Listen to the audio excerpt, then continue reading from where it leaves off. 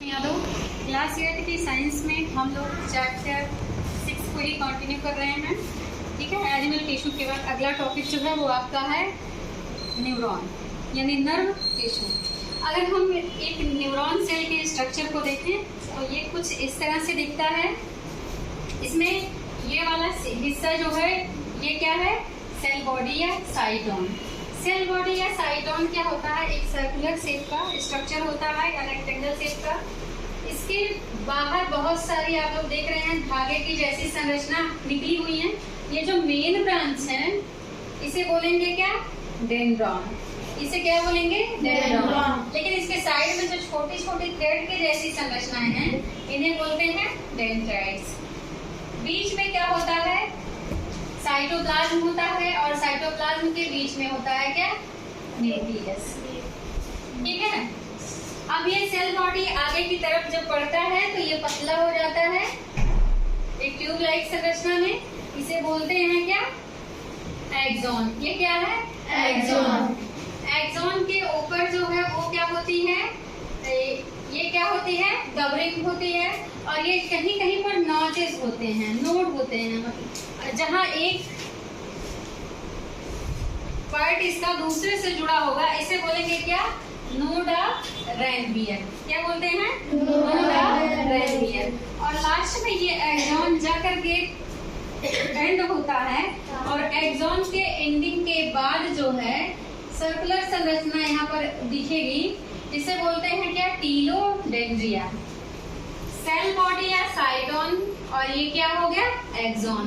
And में क्या है, टीलोडेंड्रिया या एक्सॉन इनलेट। इस तरह से कोई एक न्यूरॉन दूसरे न्यूरॉन से क्या होता है, जुड़ा होता है।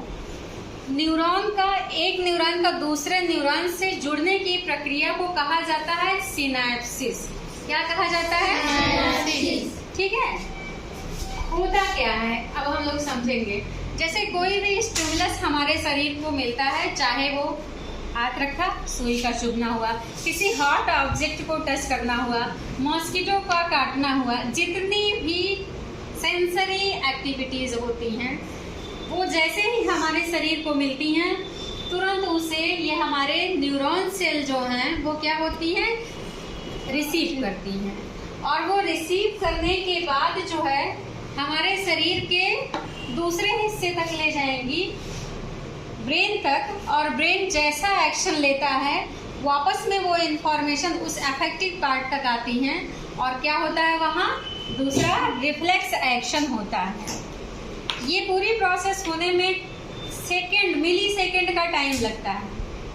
ठीक है, नर्वस सिस्टम जो है जो उसे 3 भागों में बांटा गया है।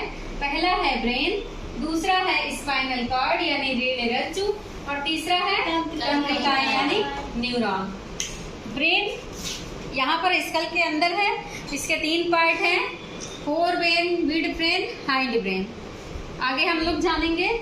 स्पाइनल कॉर्ड जो है जो हमारे ब्रेन से निकली हुई ये बैकबोन है इसके अंदर होता है, इस बैकबोन के अंदर होता है रीढ़ रज्जु। और नर्व्स हमारे पूरे शरीर में क्या है, फैली हुई हैं। न्यूरॉन पूरे शरीर में जाल की तरह फैली हुई हैं। टाइप ऑफ न्यूरॉन को हम देखें तो न्यूरॉन के जो टाइप हैं आपके सिलेबस में वो 2 हैं।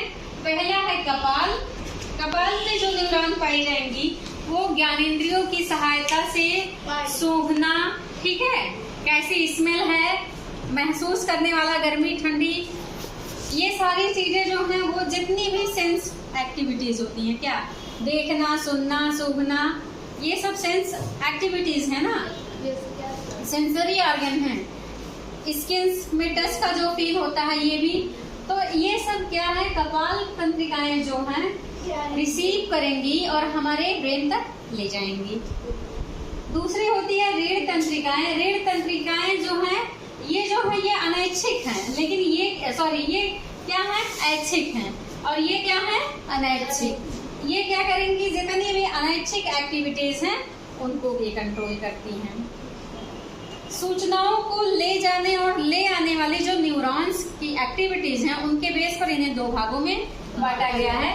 पहला है एफरेंट न्यूरॉन और दूसरा है इफरेंट न्यूरॉन। एफरेंट न्यूरॉन वो न्यूरॉन होते हैं ऐसे सेंसरी रिसेप्टर होते हैं जो हमारे स्किन से और ऑर्गन से सूचनाओं को रिसीव करते हैं और उसे हमारे ब्रेन के सेंट्रल नर्वस सिस्टम जो है, ठीक है, जो सेंट्रल नर्वस सिस्टम है वो ब्रेन और क्या spinal cord. Central nervous system दो पार्ट से मिलकर बना होता है, क्या, ब्रेन और स्पाइनल कॉर्ड। स्पाइनल कॉर्ड अभी मैं बताई कहाँ है, बैकबोन के अंदर है, ठीक है। तो ये सूचना अफरेंट जो है सूचनाओं को ले जाएंगी।